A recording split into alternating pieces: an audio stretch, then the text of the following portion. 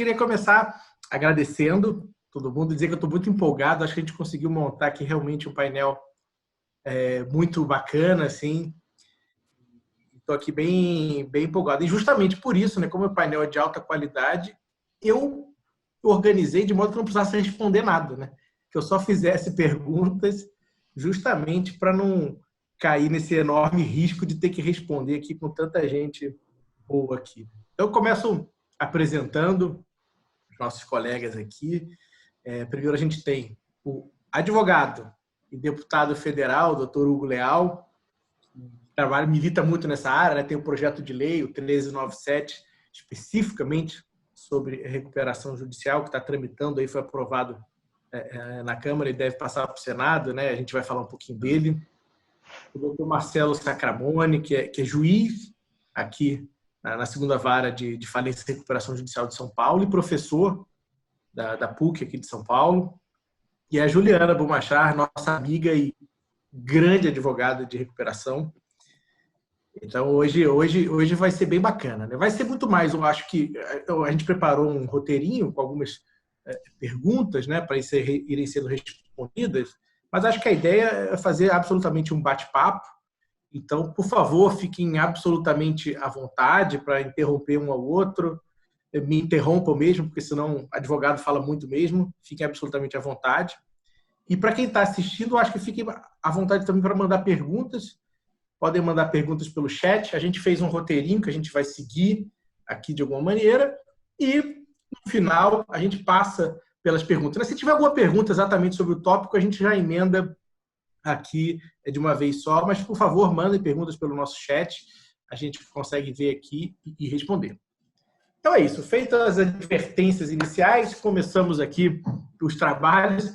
E aí eu já faço a primeira pergunta do doutor Hugo Leal, justamente sobre o projeto 1397 que a gente estava falando aqui. Era um projeto, o doutor Hugo vai poder explicar com mais detalhe, mas é um projeto especificamente para a RJ, né, nesses tempos aí que a gente passa. E no artigo 2º, no parágrafo 1º, no artigo 2º, no caput, no parágrafo 1º, existe uma definição diferente justamente de agente econômico, né, que é uma definição até um pouco diferente da definição da 11.101, né, que fala de sociedade empresária. E aí a pergunta para o doutor Hugo é exatamente isso, né? Qual é esse contexto, qual é essa abrangência dessa definição de agente econômico, né? Se ela tem esse intuito de ser diferente de sociedade empresária, né? O parágrafo 1º ele até define um pouco o que seria esse agente, e essa definição é uma definição exaustiva, não é? Como que o senhor vê exatamente essa definição do artigo 2º? Bom, deixa eu cumprimentar a todos. Bom dia a Juliana, bom dia a você, Diogo, bom dia também ao Marcelo Sacramone, a todos que estão nos acompanhando. Dizer o seguinte: qual é a lógica que foi apresentada ao projeto 1397? A lógica de uma construção para poder atender a uma demanda emergencial. Todos nós, né, é conhecimento público e notório, estamos num período de pandemia. Nós discutimos isso no final de março, tanto que o projeto é do dia 1º de abril, ele foi apresentado, né, logo no início de abril, numa construção de um debate com vários segmentos da sociedade, ouvindo, né, também tanto o Judiciário, o Ministério Público, a advocacia, um conjunto. E por que entendemos a necessidade? Temos que remeter aí, tem que deixar claro que esse debate já vinha sendo feito na Câmara desde 2017, pelo menos. 2017, 2018, nós tivemos, então, o 6229. Esse é um projeto, a gente chama de projeto ordinário da reformulação da Lei 11.101.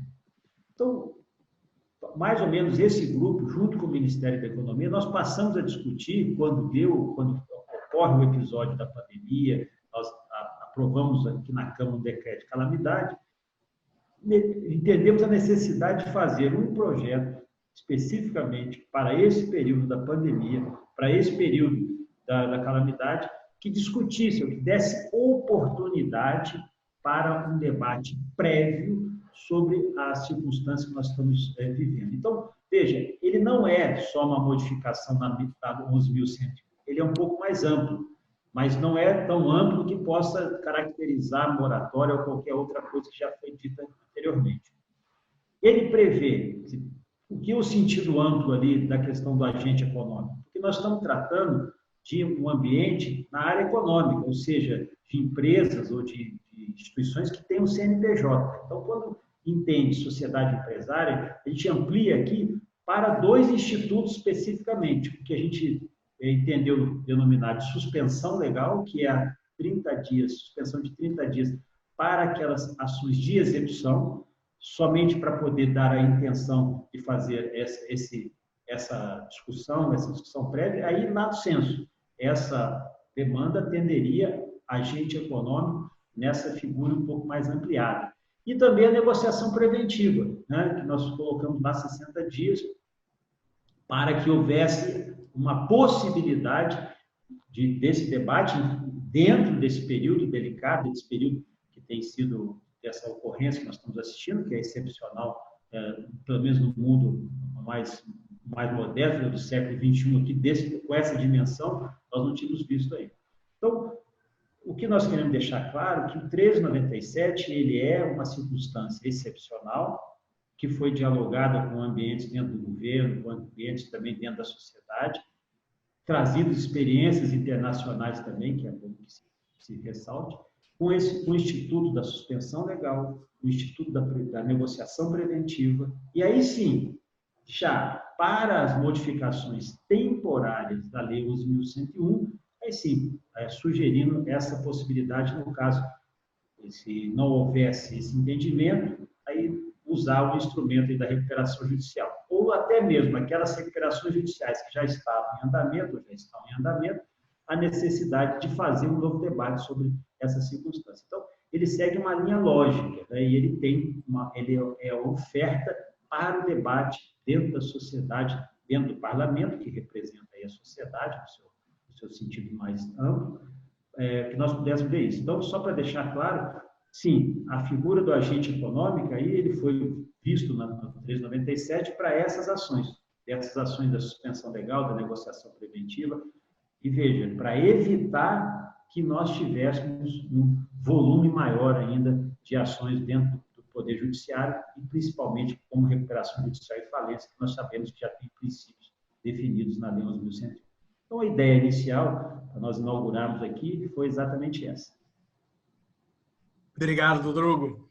E passo aqui já, pegando o gancho do projeto de lei, né, 1397, pergunto para a Juliana uma questão interessante, que é o artigo 12, ele traz especificamente a possibilidade de você fazer um aditamento ao plano de recuperação, né?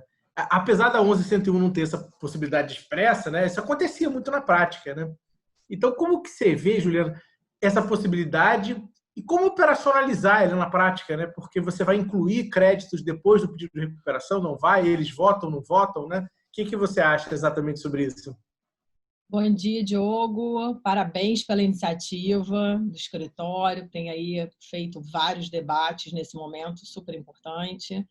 Grande honra estar aqui, deputado, debatendo esse assunto com Vossa Excelência. Dr. Marcelo Sacramone também, sem dúvida nenhuma, e um estudioso da matéria nesse momento, principalmente. Bom, Diogo, esse artigo 12 eu acho que foi um artigo bastante debatido, na verdade, né? Só para a gente recapitular aqui o que o artigo 12 fala, para a gente poder situar a discussão, fala da apresentação de um novo plano de recuperação judicial ou extrajudicial, mesmo sem estar homologado, tendo a renovação do stay, pelo período que diz o artigo 11, 120 dias, porque já teria descontado aquele momento da suspensão legal, acredito que o racional tenha sido esse, e que seja submetido a uma nova Assembleia de Credores.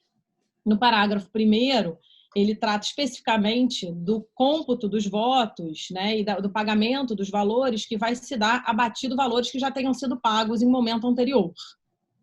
E o parágrafo 2º, eu acho que foi a maior discussão do PL, porque na redação inicial ele submetia todos os créditos posteriores ao pedido de recuperação judicial para submissão ao novo plano de recuperação judicial. Eu costumava dizer que era ter uma recuperação dentro de uma recuperação em andamento, né? Então, a gente estaria falando que a gente tinha uma pequena RJ dentro de uma RJ que já teria sido resolvida.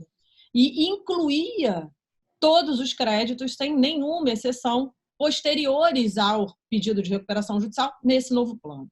Acho que isso gerou muito debate. Eu tive a oportunidade de participar de alguns deles, inclusive vi o deputado debatendo isso incessantemente. E, sem dúvida nenhuma, a grande discussão se deu com relação aos empréstimos, né, ao deep financing, que é hoje ainda muito reprimido, que eu chamo, né? Hoje a gente tem, infelizmente, uma dificuldade de dinheiro novo dentro do processo de recuperação judicial. E acredito que, em razão dessa insegurança para os investidores no processo em curso, houve, no parágrafo 2º, a exceção expressa que o DIP não estaria submetido a esse novo plano de recuperação a ser apresentado pelo devedor.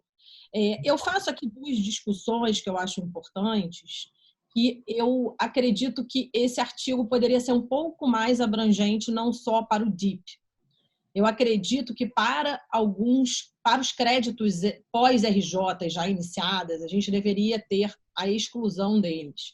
Até brincando num debate, tive um amigo que falou, mas olha só, você é advogada, o Luiz Fernando Paiva, né? Ele até brincou comigo, deputado. Ele falou, mas Juliana, olha só, eu sou advogado credor, você é devedor, você está defendendo o contrário. E aí eu venho justificar o porquê. Escrevi, inclusive, um artigo sobre isso. Eu acredito que, e a gente tem, infelizmente, hoje no Brasil, um número grande de pequenas e médias empresas que entram em recuperação judicial. Quando a gente fala de Odebrecht, quando a gente fala de Oi, quando a gente fala de PDG, é um outro patamar de processos de recuperação. A gente tem uma massa, isso feito inclusive pela pesquisa da ABJ, de Jurimetria, o Dr. Marcelo participa disso ativamente, a gente está inclusive querendo trazer essa pesquisa para o Rio de Janeiro, que o maior número de empresas que socorrem do Instituto são MEs e EPPs. Então, a gente tem uma dificuldade muito grande de segurança jurídica dentro desses processos. Então, eu tenho um receio que uma empresa dessa, né, que tem um credor parceiro, que não me deu o dinheiro novo, mas está adiantando uma mercadoria para mim em consignação, que ele está apostando em me continuar fornecendo para que lá na frente ele possa receber aquele crédito que ele no momento deixou esquecido. E acredito que essa disposição pode gerar uma insegurança para esses fornecedores que não são deep finance em sua natureza, que podem ser credores para parceiros ou credores colaboradores, de terem a regra do jogo modificada no meio do caminho. Então, eu tenho um receio com relação a isso. E acho que, como algumas medidas de solução para isso, a gente tem hoje as subclasses e os credores parceiros para o novo plano que vão continuar existindo. Como você mesmo falou, a Lei 11.101 não tem uma disposição nesse sentido, mas a gente vê a jurisprudência que a gente pode apresentar novo plano em qualquer momento. Acho que a dificuldade maior hoje, Diogo, é apresentar que plano. Eu acho que essa é a grande dificuldade. Eu, na segunda-feira, tive um plano de uma indústria, que a gente teve uma redução de faturamento brutal no estado de São Paulo, até uma recuperação de São Paulo, e que a juíza determinou em 20 dias a apresentação de um novo plano, porque a gente tinha já a previsibilidade de não cumprimento integral da parcela. Até tinha de parte, mas não integral, e ela falou, olha, vai apresentar novo plano. E aí a gente teve uma dificuldade muito grande de saber qual plano que eu vou apresentar. Qual foi o laudo de viabilidade que a gente fez? A gente fez com base em hoje, mas a gente não pôde fazer a projeção que a gente costuma fazer. Então, hoje tem uma dificuldade, uma insegurança do como adotar isso, né? O que fazer com isso. Mas acredito que essas questões foram muito debatidas e, sem dúvida nenhuma, vão ter aí, através de discussões possíveis no Senado, nesse sentido. O que você falou até do deep financing, né? Eu lembro que um dos primeiros contatos que eu tive com a RJ, a gente fez o deep financing do Independência. Uhum. Foi uma festa, pelos bancos, né? Foi uma festa, foi Deal of the Year, foi uma puta festa legal, assim. Chegou no primeiro pagamento, a Independência não pagou o deep financing. Então, se tivesse, ia ser um terrível se pudesse incluir de novo na recuperação. Mas aí e ter prioridade, né? A prioridade é na falência do DIP hoje, né? Então, assim, a pessoa que empresta o dinheiro na recuperação vai ter uma prioridade lá no 84, se a empresa quebrar. Eu acho que também isso fica um pouco, né? Essa operação de estrutura, a gente fez uma alienação fiduciária para sair da falência, mas era, enfim, é uma loucura que deixa para lá. E aí eu pego o seu outro gancho, né? Você estava falando justamente das EPPs e das MEs. E aí eu pergunto para o doutor Marcelo, que acho que esse é um ponto interessante. Nem o projeto de lei, nem a 11.101 tratam especificamente das EPPs e das MEs. E o que eu imagino que o doutor veja lá na vara é o volume grande das recuperações dessas empresas, né? Tem algum desafio? Existe algum empecilho, alguma barreira especificamente para as EPPs e para as MEs? Qual a alternativa de seguir? O que o doutor acha? Oi, Diogo. Primeiro, agradeço o convite, é sempre um enorme prazer e parabenizo já pelas exposições o deputado Hugo Leal e a doutora Juliana Bomachar, e agradeço novamente pelo Bichara Advogados nos receber. Então, muito obrigado. Eu acho que nesse ponto, e eu queria tratar até diante da sua pergunta de incentivos, que eu acho que esse é o principal aspecto que um projeto de lei deve ter como base. E aí, Diogo, eu queria até, para usar o gancho da sua pergunta, que falou o seguinte, olha, deve ter muita ME e EPP, deveria, mas não tem. A gente tem no estado de São Paulo, durante 10 anos, 207 recuperações judiciais de EPP e ME, simplesmente. O que significa isso? Isso significa que se você for uma empresa com faturamento acima de 10 milhões de reais, você tem 50 vezes mais chance de pedir recuperação do que uma EPP e ME. E aí o que se pergunta é o seguinte, poxa, mas a crise não afeta esses micro e pequenos empresários? Afeta muito mais, só que ele baixa a porta e ele não vem para a recuperação. E por que ele não vem para a recuperação? A gente mediu isso. Desses 207, 104 tiveram o processamento da recuperação indeferido. E aí a gente foi olhar por quê. Primeira das razões, em 78 desses casos, eles não recolheram custas iniciais. Primeira delas. Segunda razão, dentro de custas está a fadada criação da perícia prévia, que ele também não tem condição de recolher, tenha sequer 1% de custos iniciais do processo. Mas o restante desse, e o dado é enorme, é falta de dados contábeis. Este cara não possui balanços, e ainda que a lei permita que ele entre de forma simplificada, ele não tem o mínimo para dar informação para os seus credores. É isso que tem sido constatado. Esse é o primeiro dado. Das 100 e pouquinhas que estão em recuperação judicial, só 4, durante 8 anos, no estado de São Paulo inteiro, optaram pelo procedimento especial. Só 4. E aí você fala, poxa, mas procedimento especial para RJ, de RJ para EPP e ME, por que eles não usam? Porque se eu posso utilizar um parcelamento médio em 11 anos, e essa é a mediana, por que eu vou optar por um parcelamento em 36 vezes? Não faz o menor sentido. O PL, nesse ponto, me parece que, e aí ele merece, acho que o PL 1397, para a pandemia, ele tem que dar uma resposta, o Estado tem que dar uma resposta para essa situação de crise. Acho só que o tratamento de ME, PP, o doutor Hugo Leal já me ouviu outras vezes, está inadequado. E por que eu digo que está inadequado? E provo isso. Primeiro, porque o parcelamento em 60 vezes não faz sentido. E por que não faz sentido? Porque se ela optar pelo procedimento normal, o parcelamento dela na mediana já é muito superior a isso, e é de 7 anos para a EPP e ME. Então ela vai continuar não optando para o micro.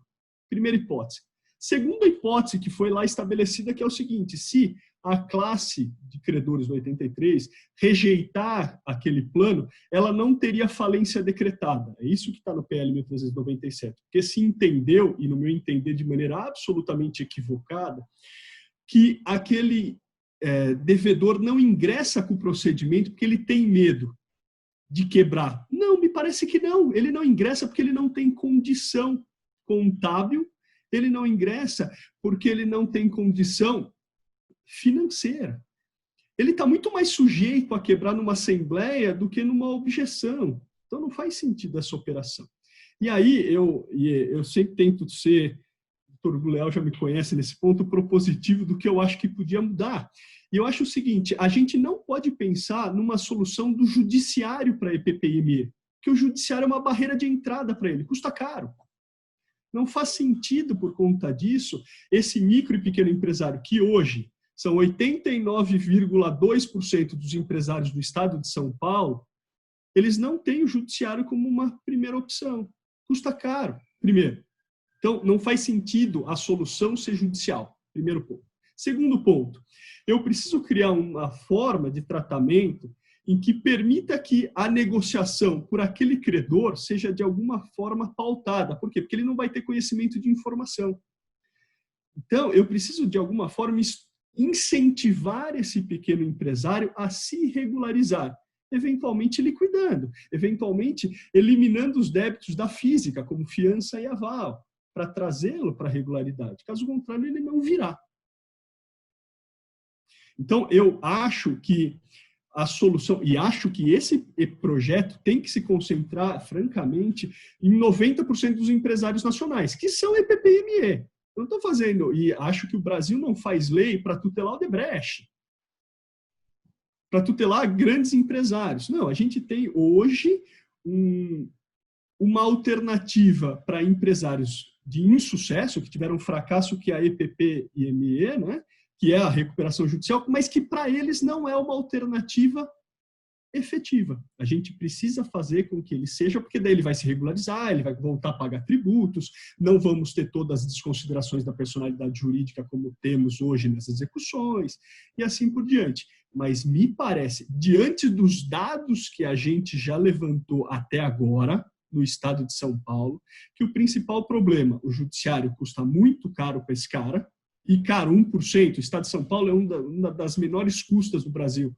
1% para ele é uma exorbitância. E ainda assim é. Então, eu preciso, de alguma forma, tirar do judiciário. Primeiro ponto.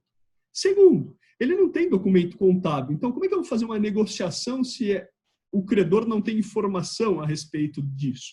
Então, eu preciso estabelecer uma regra que permita que, fora do judiciário, seja a junta, seja o SEBRAE, Portugal criou um sistema parecido, se funciona ou não é um outro problema, mas eu preciso criar um sistema extrajudicial para esse pequeno, que eu não sei se é recuperação, talvez seja uma liquidação, mas para permitir que ele se regularize. Até falou, eu peguei aqui o ponto interessante, que é o judiciário custa caro. Se o judiciário custa caro, imagina os advogados, né? Exceto eu e Juliana aqui, todos os advogados são caríssimos, né? Mas, enfim. É que o procedimento, a máquina, ele fala, custa muito caro para o Estado, acho, porque ele está botando uma ferramenta que é o juiz, com toda a equipe, para cuidar desse monte, eventualmente, de processo, que hoje não existe, tá? Não houve aumento. Eu brinco, fala-se no estado de São Paulo, eu tive uma recuperação no estado de São Paulo, na minha vara, né, na vara especializada, este ano, até agora. Mas foi muito mais do que ano passado. Sim, ano passado foi quase zero. Então, aumentou? Sem dúvida. Mas a gente está muito abaixo do que aconteceu em 2016, 2017. Muito abaixo. Então, aumentará.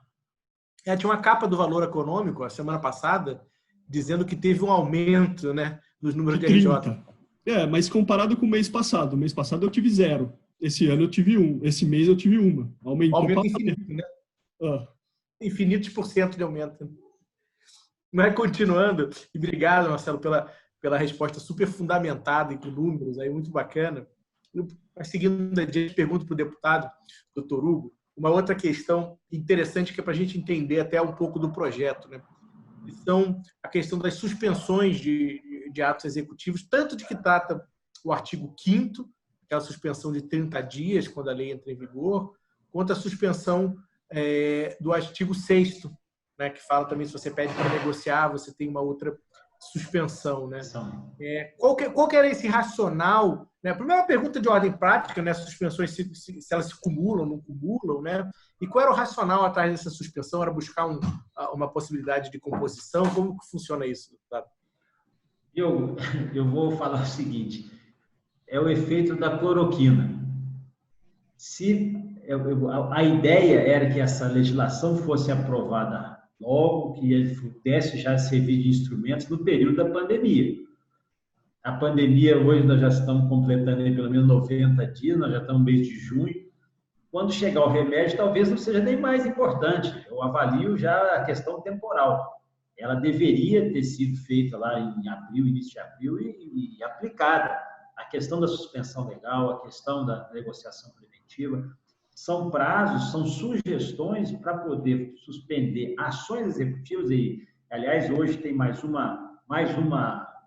artigo no Valor Econômico falando exatamente sobre a questão que não é moratória. Se não me engano, eu não lembro, acho que foi um escritório de advocacia de São Paulo, um advogado que atua nesse segmento também, dizendo exatamente se existem vários projetos no Congresso, na Câmara e no Senado, propondo moratórias, propondo calote, o 397 não é isso, não existe essa possibilidade. Existe a possibilidade de abrir o processo de negociação e é isso que nós desejamos, a suspensão das ações, de algumas ações executivas, para que haja possibilidade da continuação do negócio. Tudo bem, a proposta inicial era essa, lá em abril, nós estamos em junho. Se for aprovado, a gente tem que reavaliar essa questão temporal e aí a necessidade. Eu entendo ainda que o Instituto vai prevalecer, deve prevalecer, porque apesar de nós estarmos em julho, agosto, setembro, nós não estaremos ainda no nosso novo normal.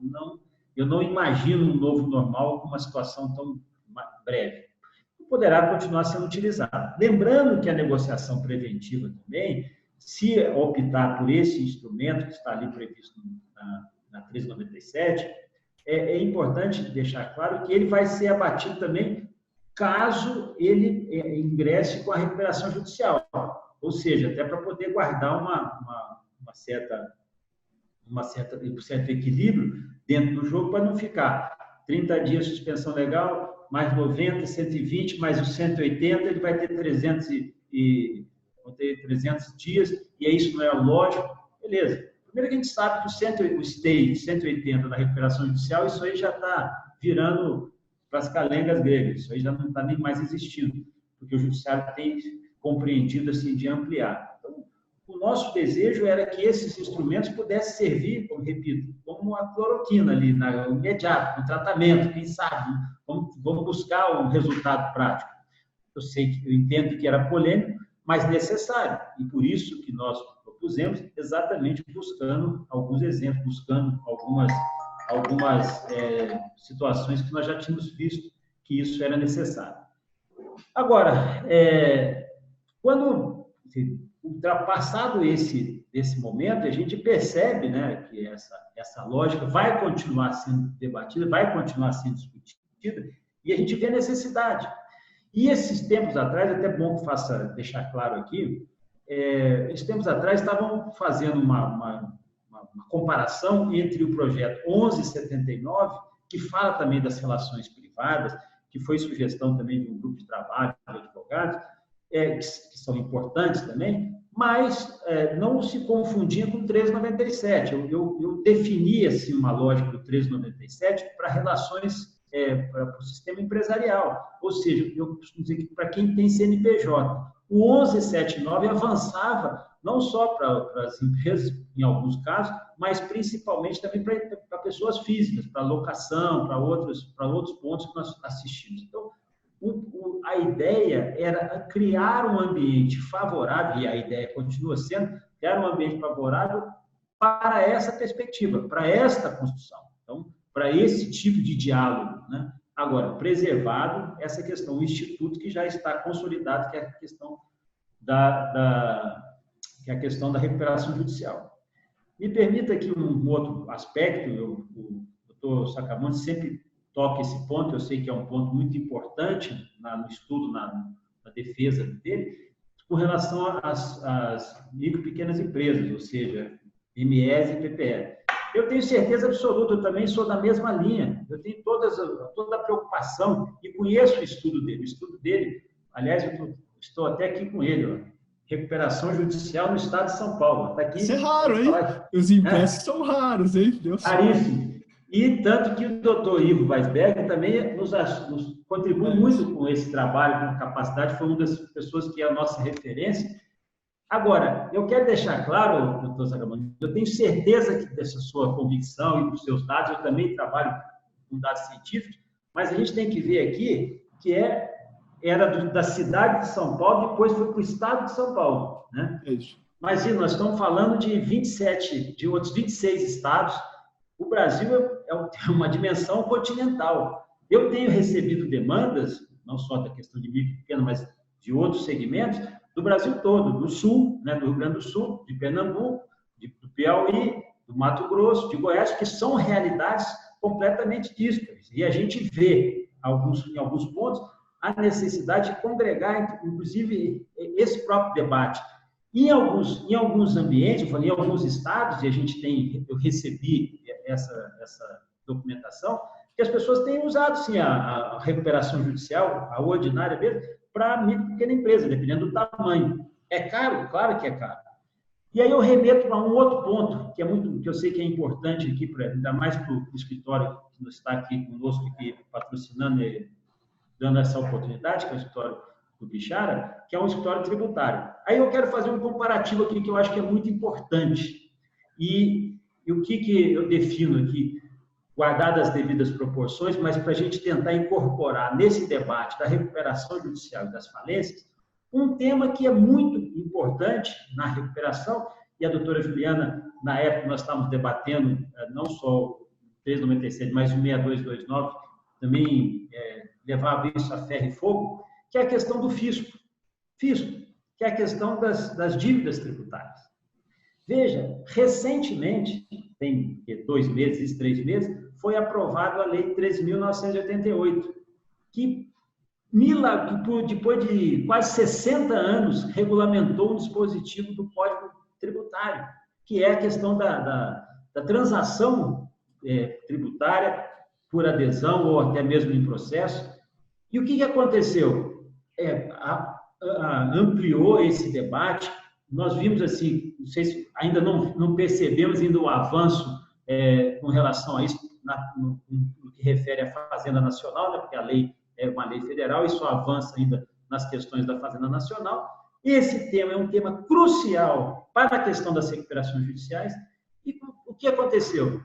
Quando nós aprovamos, quer dizer, era uma medida provisória, 899, o relator fez um projeto de lei de conversão, apresentou um texto, o texto foi aprovado, o texto foi sancionado, publicado. O que sentiu? As EPS e EMS, as micro e pequenas empresas, não podiam fazer a transação tributária. Por que não podiam fazer? Porque o que regulamenta as EPS e EMS é uma lei complementar.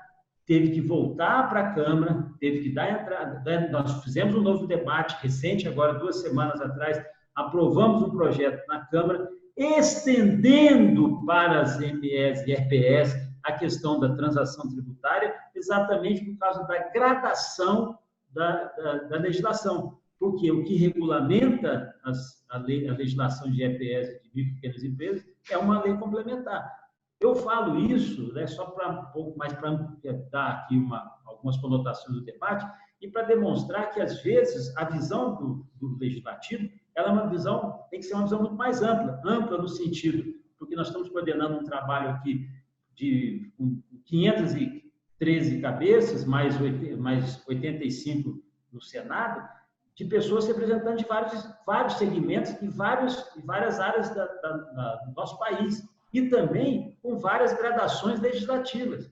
Eu citei esse exemplo da transação tributária para a gente poder sopesar até mesmo essa discussão. E por que a questão, por exemplo, das micro e pequenas empresas não entrou no 6229? Porque há uma resistência enorme de alguns atores dentro do Ministério da Economia que entendem que a micro e pequena empresa não tem que passar por absolutamente nenhum tipo de recuperação judicial, se ela não deu certo, é falência. E aí, falência usando a figura do fast start, que a gente está incorporando, né, o dinamismo da falência. Agora, é óbvio que isso foi um pensamento. Nós continuamos na linha aqui, no raciocínio de levar, quer dizer, de trazer as micro e pequenas empresas, esse ambiente da recuperação judicial, esse facilitador. Aqui, no 1397, para esse momento excepcional, ela é assim um instrumento, ela pode ser utilizada assim como um instrumento, desde que a gente possa evitar a judicialização, mas que o próprio Poder Judiciário sirva desse balizador. E cito aí mais um exemplo, para poder encerrar minha fala aqui nesse período. Por exemplo, São Paulo criou as câmaras de negociação. né, o Tribunal de Justiça de São Paulo, mas olha o tamanho do Tribunal de Justiça de São Paulo. O Tribunal de Justiça de São Paulo é quase um país.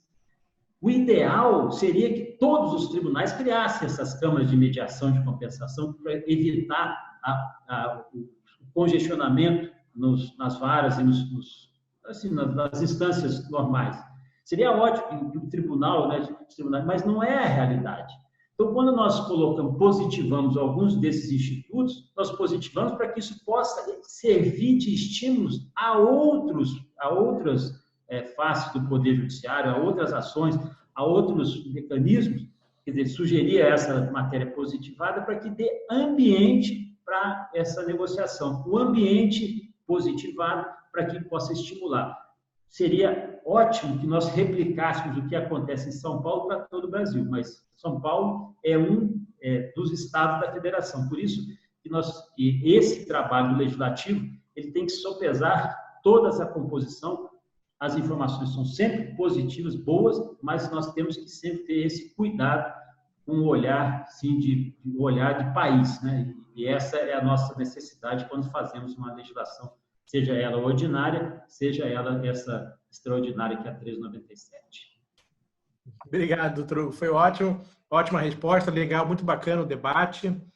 E eu, como carioca, tenho um pouco de dificuldade de elogiar São Paulo, mas depois de 10 anos morando em São Paulo, realmente o Tribunal de São Paulo tem uma estrutura excelente mesmo. E aí eu já passo para uma pergunta que foi feita pelo Marcelo Foresi, que eu acho que tem a ver com a pergunta que estava aqui, então eu vou mesclar as duas, né? A pergunta que eu ia fazer para a Juliana era justamente a questão da recomendação 63 do CNJ. A Juliana trabalha, né, um grupo de trabalho do CNJ destinado a melhorar a recuperação judicial, e o CNJ editou essa recomendação e até pediu para flexibilizar um pouco as decretações de falência e tudo mais. A pergunta do Marcelo era exatamente sobre as empresas que deixam de pagar o plano, se pode ter falência ou não. E aí vem essa recomendação que dá a entender para flexibilizar a decretação de falência nesse momento de pandemia e traz uma questão também que é relevante, que é a questão das assembleias virtuais, né? E aí a minha pergunta para a Juliana é justamente essa, né? O que essa recomendação trouxe de interessante? Qual que era o racional disso, né? E se isso de uma maneira ou outra afeta justamente o que o Marcelo perguntou. Bom, Diogo, na verdade, a recomendação 63, ela foi a primeira iniciativa para a empresa em dificuldades, né? A gente não tem hoje absolutamente nenhuma iniciativa ainda, a gente não tem nenhuma disposição sobre isso.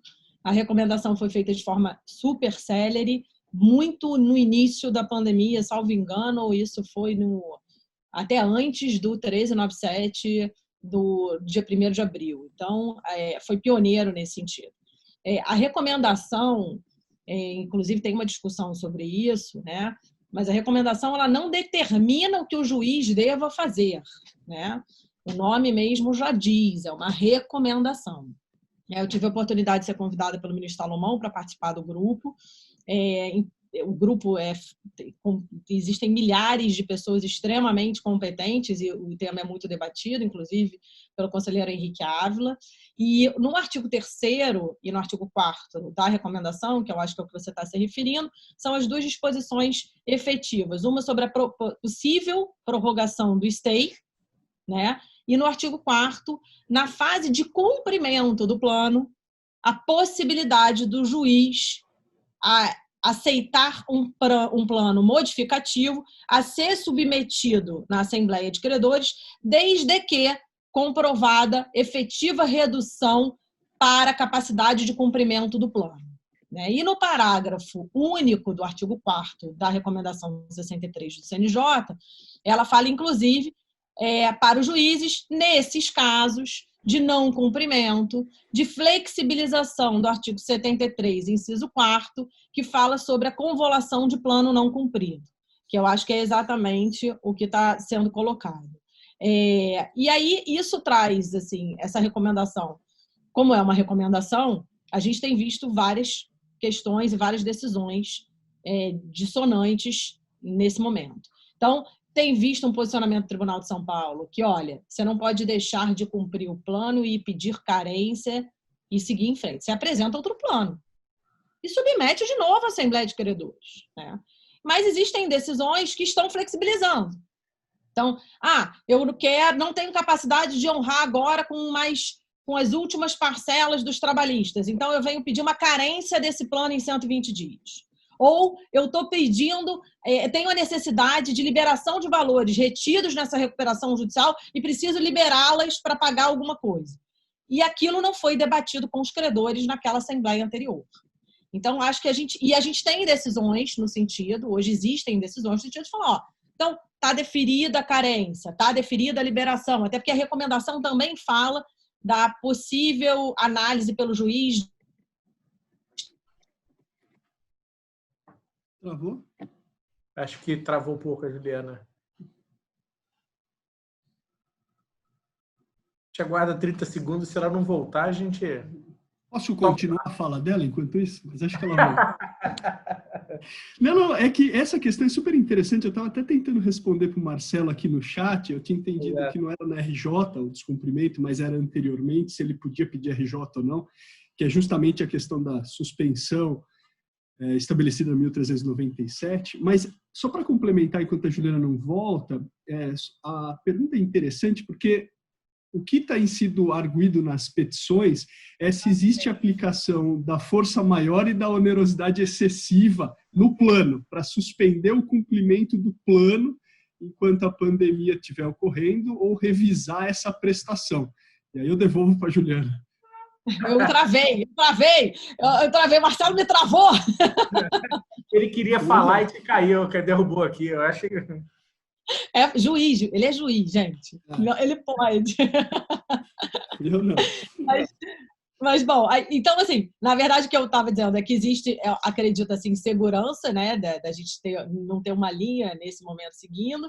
E a segunda pergunta que você me fez com relação à questão das assembleias virtuais, acredito que a gente não vai estar livre disso, assim como o direito vai ter que se inovar de alguma forma em termos dessa pandemia, da gente começar a trabalhar virtualmente. As assembleias virtuais já começaram a acontecer com sucesso, algumas delas, o Odebrecht é um caso. Tem um outro caso em São Paulo, acho que o doutor Marcelo me corrige, Renuca, que eu acho que é um caso da primeira vara, já foi também, né, virtual, e eu acho que foi adiada, mas chegou a ser realizada. E tem mais um caso de assembleia virtual em Curitiba, que eu não tive a informação, até procurei saber, mas pelo site eu não consegui a informação. A Jato Motors esteve autorizada agora, Livraria Cultura... Livraria mas realizada, eu acho que só foram essas 3 realizadas, né? É uma novidade e uma inovação que todos vão ter que ter. Eu tenho 2 observações. Eu só acho que o ideal seria que a Assembleia pudesse ser híbrida, porque existem determinados credores que não vão ter acesso a essa plataforma. Né? Existem credores do interior do estado, ou interior do Nordeste, que não vão ter acesso, não vão conseguir fazer isso e podem nomear o seu procurador para estarem presentes. E, além disso, a gente sabe que nesse âmbito de recuperações médias, né, ou pequenas, faz muita diferença o debate, né? Faz muita diferença o diálogo, a comunicação do devedor com o credor. Não são poucas as vezes que você pede para parar 5 minutos para conversar com um determinado grupo de credores, né? Isso acontece muito. Então, eu acredito que a assembleia virtual vai ser um mecanismo como uma opção, mas se tornando de uma forma híbrida, possibilitando a presença de quem eventualmente quiser, e é lógico, dentro do limite de pandemia autorizado, com todos os rigores que serão feitos, né? E os juízes vão ter que analisar todos os casos, né, Diogo? Nesse caso de descumprimento de plano, nesse caso de possibilidade de aditivo ou de plano modificativo, cada juiz vai ter que ver, porque existe aquela preocupação, até muito colocada pelo doutor Marcelo, do oportunismo, algumas vezes, de alguns devedores não estão em crise, não têm faturamento reduzido, já estavam à beira de querer quebrar e estão se valendo de uma prorrogação para arrastar um processo de recuperação que não vai chegar a lugar nenhum. Exato. Eu achei a sua ponderação ótima da Assembleia híbrida. Eu lembro, por exemplo, quando teve a Assembleia da Oi, né, eles tiveram que alugar o Rio Centro para fazer a Assembleia, né? A quantidade de credores. Foi um custo monumental. Mas, por outro lado, a Assembleia foi interrompida umas 3 vezes para negociações de acordo ali na hora. Então, assim, talvez um híbrido você não precise dessa estrutura gigantesca, mas você continua com o benefício de ter essas negociações na hora. E eu ia comentar também, mas o Marcelo já se antecipou, eu acho que a questão é exatamente essa, né? Do caso fortuito e da força maior. Que eu vejo a analogia de aplicar também numa RJ, como você aplica num contrato, como algumas empresas conseguiram na justiça renegociar contrato de locação, alguma coisa assim, faz super sentido para mim. Então, Juliano, o Marcelo seguiu bem a sua resposta. Deixa eu pontuar, posso só continuar com essa alegação? Porque tem muita gente que sustenta a questão da força maior e da onerosidade excessiva como algo absolutamente novo. E não é, né? Então a gente tem toda a construção doutrinária pós-Primeira Guerra Mundial na Alemanha, em que se começou a alegar essa questão de ruína pessoal. E aí todo mundo tem dizendo, olha, eu tenho dificuldade para cumprir a prestação. Posso utilizar o sistema que a gente tem hoje no Código Civil para tanto? Acho que somente de maneira muito excepcional, e talvez por isso que a gente precise de uma lei. E por que isso? Porque por mora ou onerosidade excessiva, eu preciso que isso afete a prestação direta. Então, eu não consigo ir na casa do cara para pintar, aí eu tenho uma dificuldade. Agora, se afeta o devedor e não a prestação, não se aplica nem a força maior e nem a onerosidade. Então, eu não poderia suscitar isso no plano. Mas daí você fala, mas faz sentido decretar falência do cara, 73, inciso 5 ou 4, se não me falha a memória, e convolar? Não faz. E por que não faz? Porque se o principal interessado é o credor, deixa ele decidir em assembleia. Então faz todo sentido o aditamento sem convolação. Está na lei? Não está. Acho que decorre dos princípios, mas para evitar isso, talvez uma lei seja, a alteração da lei nesse ponto seja apropriada. Perfeito. E aproveitando que a gente já está conversando aqui, já emendo a próxima pergunta, que é justamente, eu vi que o Marcelo mencionou bastante estudos com número, né? Uma coisa muito, muito bacana, acho que faz super sentido, né? O estudo do direito com base em números, né? E tem o estudo do professor Satiro, seu concorrente da USP, né? Não, meu parceiro, concorrente. E ele menciona do tempo de duração do processo de falência, que é um tempo elevado, de 7 a 8 anos, né, que é um processo complexo, e que isso talvez tenha algum impacto nas empresas. Ele defende, né, a adoção de algumas medidas, até como o Fresh Start, que o Hugo mencionou antes, né, Marcelo? Então, o que você acha? Acha que isso faz algum sentido, que o processo, de fato, precisa andar mais rápido e o Fresh Start é uma opção? Eu tenho algumas coisas sobre isso. Primeiro que entende-se hoje, o Fresh Start, a princípio, era para ser irrelevante. Porque o Fresh Start, para uma sociedade limitada, não ocorre porque ela se dissolve. Uma sociedade limitada, uma SA, se dissolve. Então, o sócio não tem Fresh Start porque ele nunca é falido. O empresário individual, de responsabilidade ilimitada, então, o caso de um feirante, é muito excepcional. Até o próprio deputado Hugo Leal falou, olha, a recuperação é para CNPJ. E isso é uma mentalidade que é justamente esse ponto. Dificilmente eu vou ter uma pessoa física submetendo a recuperação. E aí o Fresh Start não faz sentido, me parece, na teoria. Se eu amplio esse conceito para agente econômico, muda o mundo. Porque aí eu vou ter um médico, eu vou ter um farmacêutico que vai ter farmacêutico questionar, um contador, uma recuperação judicial, e ele é na física precisando voltar para o mercado. Aí o Fresh Start faz todo sentido. Por que hoje se entende, e essa é a posição do Satiro, que eu acho que está absolutamente correta até, que é o seguinte, hoje o sócio, e não é bem um Fresh Start, tá? Mas é uma responsabilização, que é diferente um pouco.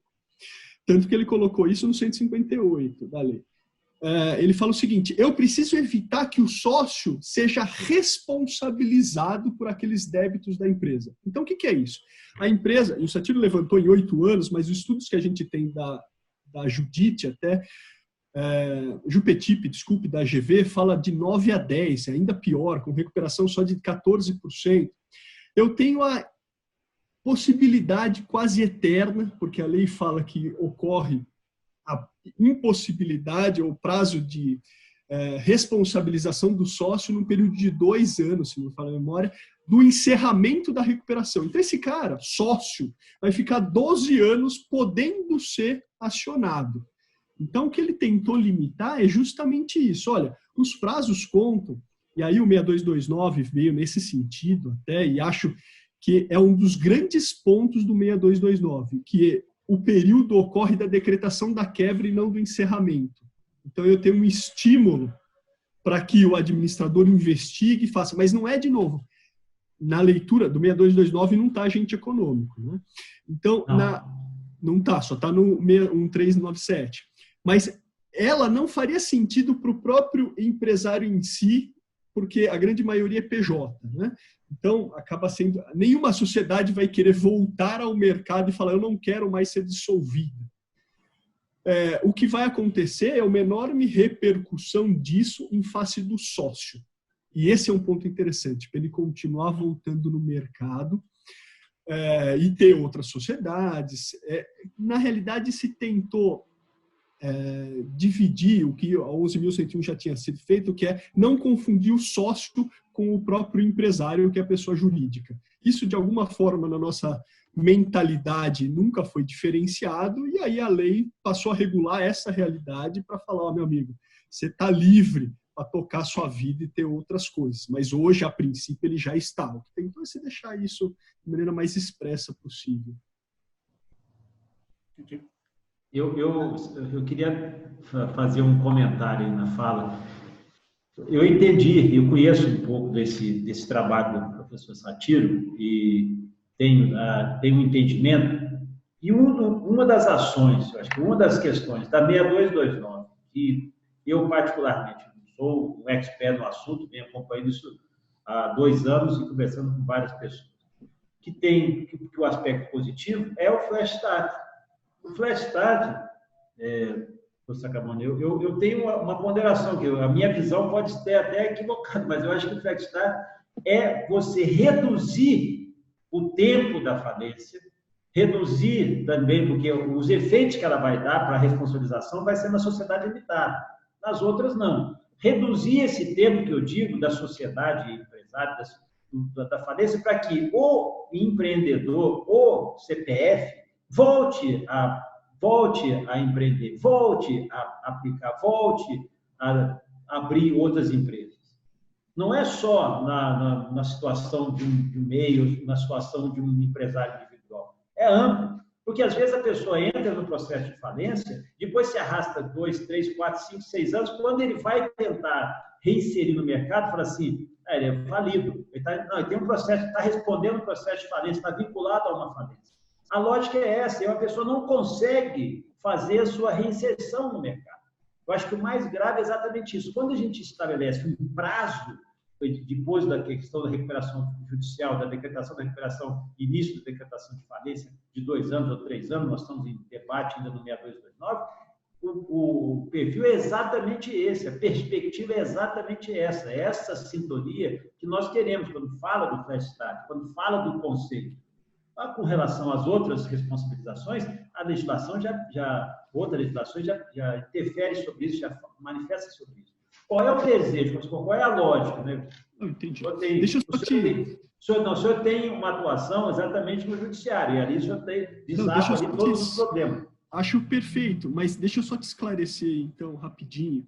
A lei só torna inapto, em razão da decretação da falência, ou de alguma forma impedido, o empresário. E o empresário é a sociedade empresária, não é o sócio. Hoje, pela lei, e isso é expresso do senador Rames Tebet no relatório que ele apresentou para a PLC 71 de 2003, que converteu na 11.101, ele é expresso dizendo o sócio e o próprio administrador da sociedade falida não tem absolutamente nenhum impedimento. Tanto que se eu hoje tenho uma ação na Bolsa, Lely Blanc, por exemplo, pediu recuperação judicial, ela decreta falência, eu, como sócio da Lely Blanc, não tenho absolutamente nenhuma constrição. Zero.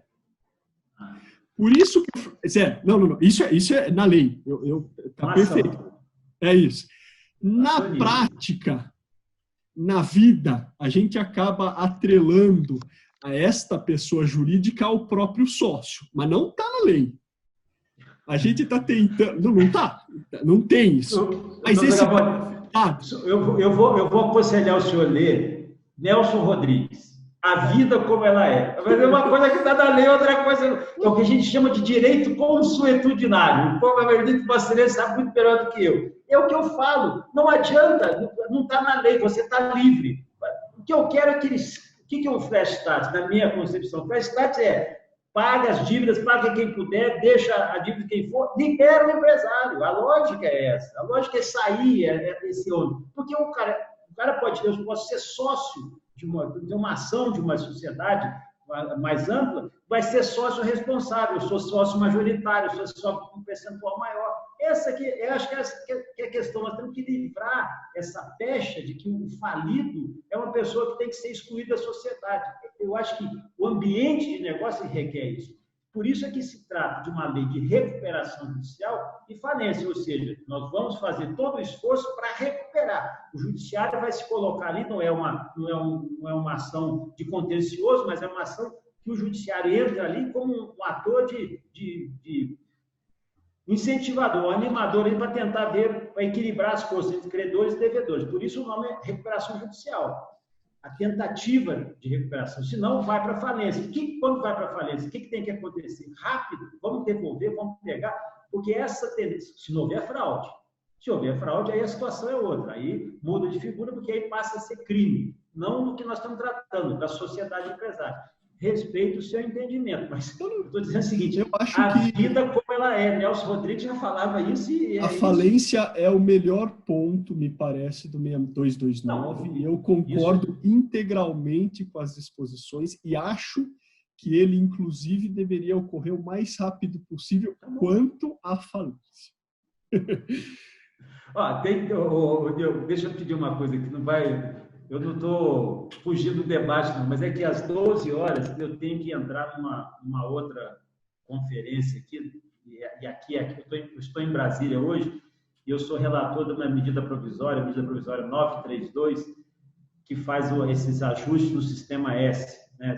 O Sistema S, todos aí sabem, SESI, SENAI, SENAC, SESC, e é um tema que está bastante delicado, e eu preciso dar agora uma atenção aqui. Mas eu vejo o seguinte, esse debate só começou, ainda vai ter muita coisa ainda, até porque nós temos o Senado, né, a votação do 397, e vamos retomar, eu espero que em uma semana ou 15 dias, vamos retomar a discussão e votação do 6229. Então, vou precisar de todas as contribuições possíveis e imagináveis, não só dos meus queridos debatedores aqui, da Juliana, do Dr. Marcelo, né, você também, Diogo, mas de todas as pessoas que têm contribuído. Exatamente, o meu papel aqui, como eu falo, eu sou 513 avos, tem mais outros 512 deputados que vão dar opiniões. Eu sou aqui para poder levar o máximo possível de um entendimento. Então, eu só vou declarar aqui que esse debate só começou, ainda tem muita coisa para falar. Não, tá ótimo, Turugo. Eu que agradeço aqui. A gente tinha programado por 1 hora, sabia que... E o debate estava bom. Sabia que ia estender, mas enfim, e o debate estava bom, eu não quis interromper, né? Porque estava divertido aqui. Então eu deixei... Não, mas é bom porque o Marcelo trouxe um tema que, poxa, esse tema é o que para mim é o mais importante, fora outros, assim como eu tenho certeza que quando ele defende a ME e EPP, eles fazem com convicção de que isso é a maioria da sociedade. Eu também faço. Mas, repito, olhe a lógica que aconteceu na transação tributária. Tivemos que fazer uma outra legislação só para atender a questão de ME e EPP. Não estou dizendo que seja isso, mas esse debate nós já tivemos na Câmara. Mas aqui, viu, Marcelo, Juliano, só começou, tá? Nós vamos ter outras oportunidades, eu espero que seja dentro do ambiente. O que eu fiz, eu não tenho feito outras coisas, senão debater essa questão da recuperação judicial, é o compromisso que eu assumi como profissional, né, mas também como parlamentar. Muito obrigado, doutor Hugo. Muito obrigado pela atenção, muito obrigado pela participação. Foi um enorme prazer e fique absolutamente à vontade aqui. Muito obrigado. Se forem falar de mim, por favor, não se esqueçam dessa minha condição e, por favor, mandem por e-mail as reclamações. Jamais. Obrigada, boa tarde. Obrigado. E a gente continua, eu até fazer a pergunta para o Hugo, mas acho que a gente pode debater, que para mim é uma questão também importante, que é do agro, né? E a gente fez um webinar especificamente sobre a indústria do agro, e eles tinham uma questão muito relevante sobre as CPRs, né? Que as indústrias, os grandes produtores, né, eles antecipam o empréstimo e pegam como garantia a colheita. Há uma venda antecipada aí da colheita. Só que houve aí muitos produtores rurais pedindo, né, a RJ, e havendo uma dificuldade muito grande dessas empresas de pegar a colheita que eles já tinham antecipado o pagamento lá atrás. E a gente discutia, eu até imaginava que a CPR talvez funcionasse um pouco como uma alienação fiduciária, no seguinte sentido, de que aquele produto, a colheita, estaria fora, já tinha sido vendido pelo produtor rural e que, portanto, não poderia estar sujeito aos efeitos da RJ. Né? Perguntar o que a Juliana, o que o Marcelo acha, isso faz algum sentido? Isso eu sei que é um tempo grande, aí acho que vai ter uma decisão do BUSI ontem no STJ, ou anteontem, uma coisa assim. Diogo, eu acho que a questão do produtor rural é uma questão de umas que, não sei se o Marcelo concorda, mas menos controversas.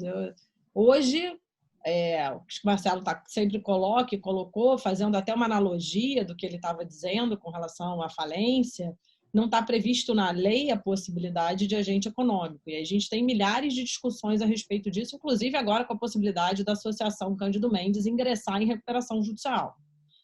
Então, acho que o que não tem muita controvérsia é que a lei tem que mudar e tem que se ampliar o rol de sociedade empresária para agente econômico. Eu acho que isso não é uma coisa que a gente ainda fica... Realmente, as coisas têm que ser ampliadas. A lei hoje não prevê a possibilidade de associação pedir RJ. Então, mas como a lei não prevê a possibilidade do produtor rural pedir RJ. E a gente já vê o movimento hoje de interpretação do artigo, inclusive com o artigo do Código Civil, da possibilidade de você não comprovar o registro daquele produtor rural na junta comercial por 2 anos, mas que você tem o exercício da atividade por mais 2 anos e que ele consegue comprovar isso através daquele cartão que ele tem de produtor rural. Né? Aí deixo para o Marcelo responder a parte das garantias.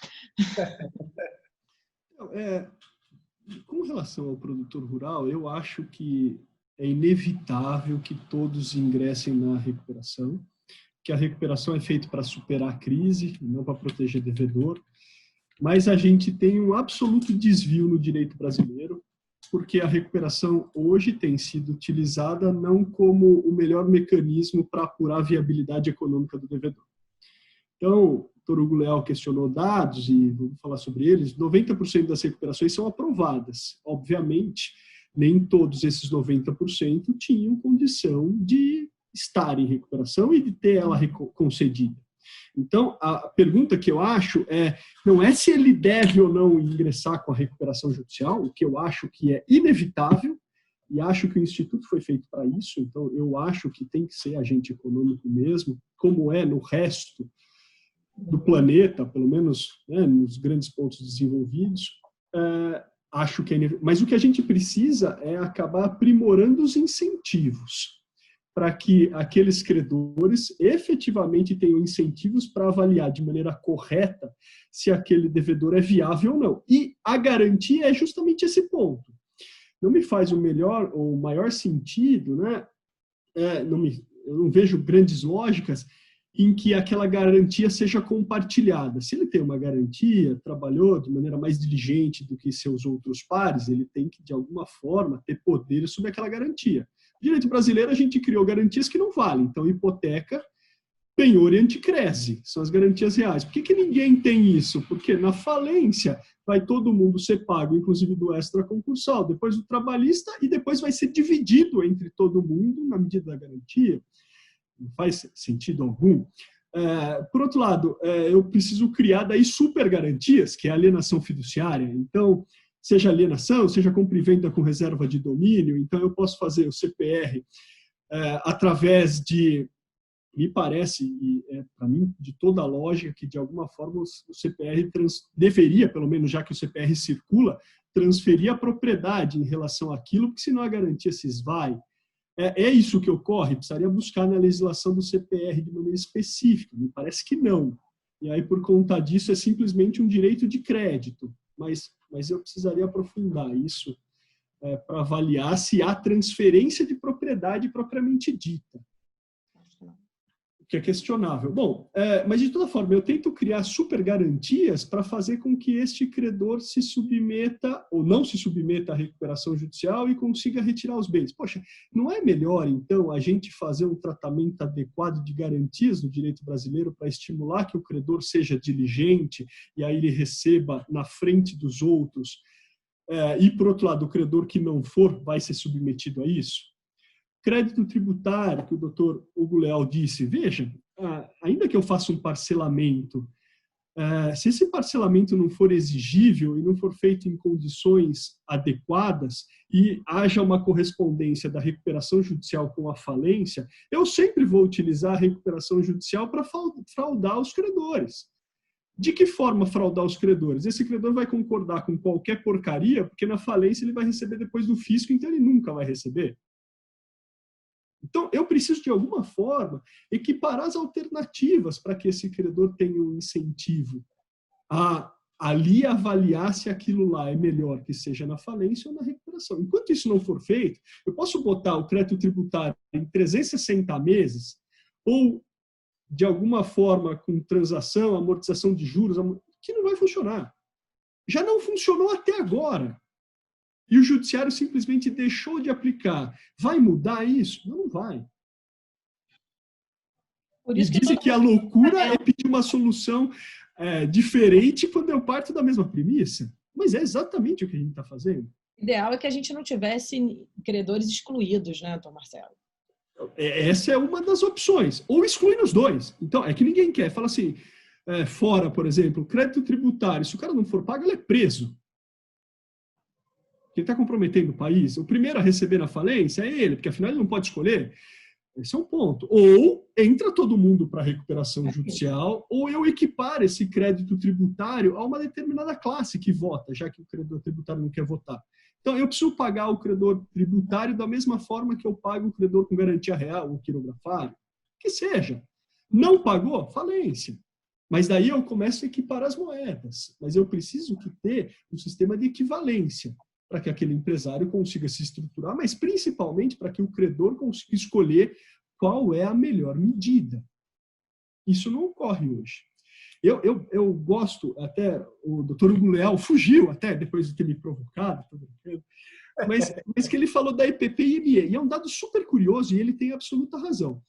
Pelos dados do Serasa, então não pelos dados que a gente levantou na unha no estado de São Paulo, no resto do Brasil existem 60% de recuperações judiciais de EPP e IME, ou seja, elas são maiorias. No estado de São Paulo, ela é absolutamente a minoria, com 30%. Mas ainda, e aí o dado é dele mesmo, ainda que eu tenha 60% de EPPs, eu tenho 90% no mercado de EPPs e IMEs, ou seja, EPP não tem um incentivo para buscar.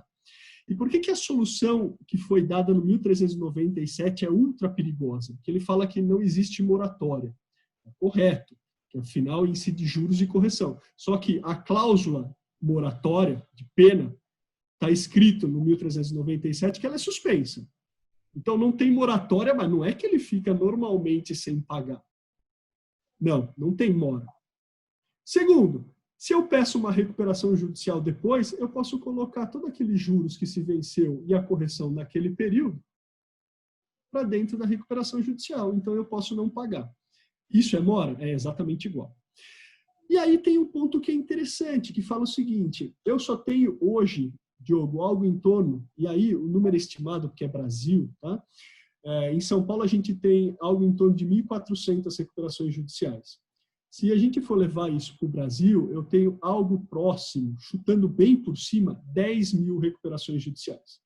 Qual que é o problema disso? O sistema criado de negociação preventiva faz com que você simplesmente apresente um pedido para negociar e, em razão disso, você fica 90 dias sem pagar ninguém. Quase como a concordata, né? Não, é pior que a concordata, porque na concordata eu podia pelo menos falir. E se eu nada negociar? Não acontece nada. Concordata era só quirografário. Além disso, aqui vale tudo. E se eu nada negociar? Nada negociar, não acontece nada. E se eles não quiserem negociar comigo? Também não acontece nada. Ah, Marcelo, mas eu vou descontar esse período do stay period.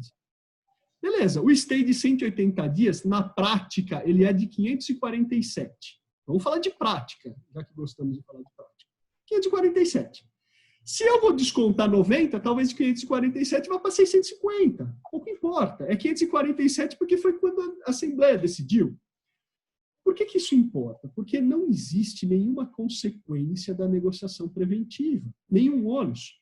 O que vai fazer com que, e a princípio, como não é ação, não recolhe custas na lei estadual. Ou seja, eu que sou um agente econômico, dou aula, sou professor, eu posso ser agente econômico, estou no conceito. Eu não quero pagar as minhas dívidas, como, por exemplo, o aluguel da minha casa. Ótimo, eu vou para o judiciário e falo, judiciário, eu quero negociar preventivamente. Posso, pela lei é possível. Qual que é o problema disso?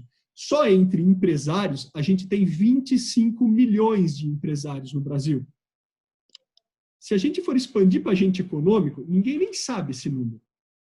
Imagina que todo mundo pare de pagar os seus credores.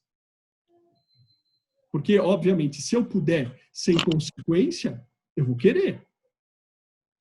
Todo mundo vai ingressar com essa negociação preventiva. Obviamente, já vai ter parado de pagar. Obviamente, não vai circular o dinheiro. Obviamente, o meu credor também vai pedir, porque ele vai ser afetado, afinal, ele não vai ter fluxo.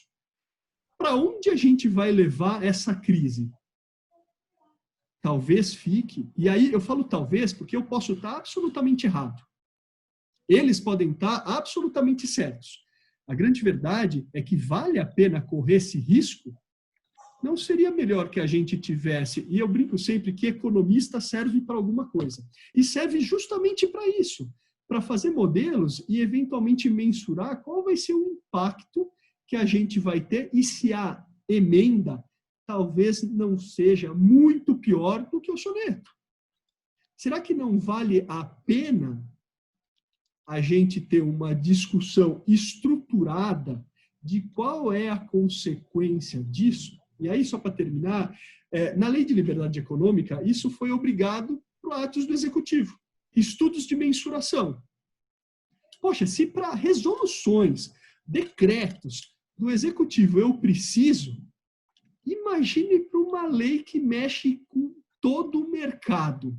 Não seria, no mínimo, prudente que isso fosse feito? Obrigado. Eu acho até a gente tinha até mais uma ou duas perguntas, mas pelo adiantar da hora, acho que a gente podia fazer umas considerações finais e a gente encerra. E aí eu passo a palavra para a Juliana, para as considerações dela, para a gente fazer um wrap-up.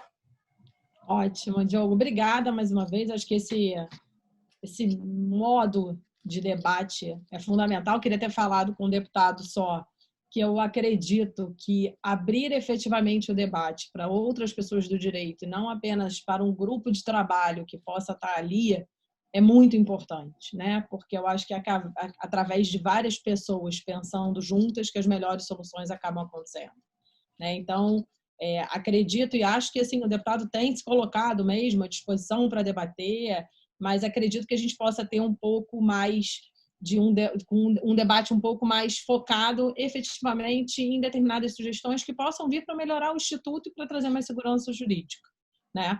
E acredito que tem coisas boas também, a gente tem falado muito, 1397, né, Marcelo? A gente até já conversando sobre a RE mesmo, que acho que era uma das perguntas. A parte de recuperação extrajudicial é uma parte muito positiva, né? Ele reduz o quórum de ingresso, ele coloca um quórum de ingresso e reduz o quórum de aprovação para a recuperação extrajudicial. Será que essa recuperação extrajudicial não poderia ser a renegociação, né? Já que se utiliza do judiciário para se ter o stay? Né? Isso era uma ideia também que pode ser debatida, né? Se a gente vai ter uma renegociação após 30 dias de suspensão, utilizando o judiciário para ter o stay, por que não tentar, então, trazer a recuperação extrajudicial, que está muito bem redigida? Né? E eu falo isso, elogio o grupo de trabalho e o deputado, doutor Ivo, doutor Pedro, doutor Márcio, doutor Daniel. Então, assim, a gente pode trazer, eu acho que, ideias para a melhora do Instituto e, mais uma vez, parabéns e obrigada aí pela oportunidade. Doutor Marcelo. Eu agradeço de novo o convite, agradeço ainda mais por participar de debate tão qualificado. Tenho que agradecer o deputado Hugo Leal, ele sempre realmente discutiu, ainda que a gente não concorde em tudo, e a gente discorda em grande parte, eu diria, mas ele sempre se mostrou receptivo a ideias, e acho que esta de trazer a recuperação extrajudicial, que eu realmente gosto do projeto do 1397 para dentro dessa negociação preventiva, acho que é uma ideia sensacional, além do que cria um incentivo para que o devedor negocie e obtenha uma solução negociada com seus credores. Eu brinco sempre, o povo até fala, pô, que eu sou um baita de um crítico à mediação e à negociação. Não, eu não sou. Eu só acho que se passar uma negociação preventiva dessa forma, vai acabar tanto com a negociação quanto com a mediação, porque afinal o instituto vai se esvaziar. Não o contrário, a gente precisa fazer efetivamente incentivos a esse comportamento colaborativo. E acho aí que o projeto deveria ter alguns objetivos. O primeiro dos objetivos, se é melhorar a recuperação judicial e melhorar a atividade e não o devedor, eu precisaria melhorar a falência. Primeiro ponto. Acho que o 6229 foi bem nesse sentido. Gosto dos principais pontos deles, que são liquidação de ativos no leilão, liquidação rápida em leilão, prioridade para o administrador judicial, gosto desse ponto de falência. O fresh start, que na realidade não é fresh start, mas uma limitação de responsabilidade do sócio ou administrador, também acho que a ideia do professor Satiro, ele foi um dos redatores, é muito bem feita. Acho que, por outro lado, na recuperação judicial, a gente precisaria aprimorar o Instituto. O 6229 também não faz isso. E acho que o principal pressuposto para isso é fazer com que os incentivos sejam adequados para esta negociação. Me parece que hoje, na 11.101, eles não são, e 90% que são aprovados com apenas 18% de saída indicam que eles não são adequados, mas em nenhum momento se questionou Absolute Priority Rule, regras mínimas do valor de liquidação na recuperação. A gente copiou o sistema americano só naquilo que era conveniente, mas não naquilo que importava. Isso chegou a ser debatido? Não. Nunca foi. Talvez merecesse. Estava no projeto anterior, feito pelo GTzinho, e que foi substituído pela 6229. E aí, neste ponto específico, precisaria de um maior debate. Acho que, se eu puder deixar alguma fala, e já falei isso para o doutor Hugo Leal algumas vezes, foi o seguinte: precisamos pensar em quais incentivos estamos dando para que os credores continuem a negociar com aquele devedor e para que eu permita que apenas fiquem no mercado os agentes eficientes. Pensar o contrário vai fazer com que só o empresário bandido continue desenvolvendo a atividade, porque o honesto vai pensar, pô, aqui é arriscado demais, vou deixar meu dinheiro no banco. Eu preciso romper com esse ciclo vicioso e estimular o empreendedorismo responsável com os credores. Acho que a solução passa por adequação de incentivos. Bom, e eu agradeço demais o debate. Além de me divertir muito, eu aprendi muito. Então, queria agradecer muito pela presença, pela participação, agradecer a audiência de todo mundo e agradecer ao Dr. Marcelo e a Juliana pelo excelente debate. Muito obrigado pelo tempo de vocês. Foi de fato um grande prazer, gente. Obrigada, Diogo. Uma boa tarde aí para vocês. Obrigado.